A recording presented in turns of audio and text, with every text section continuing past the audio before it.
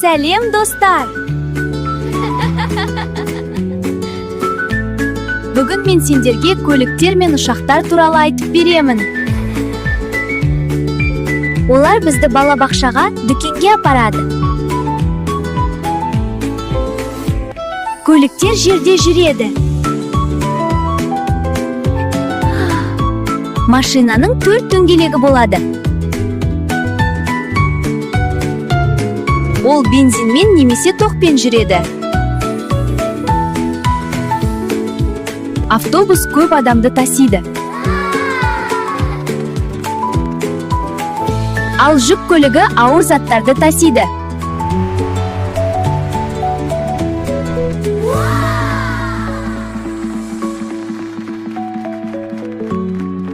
Ал енді ұшақтар туралы айтайық.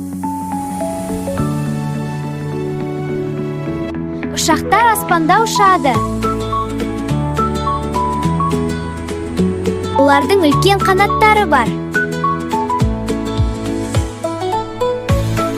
Ұшақтар бізді басқа елдерге тез апарады.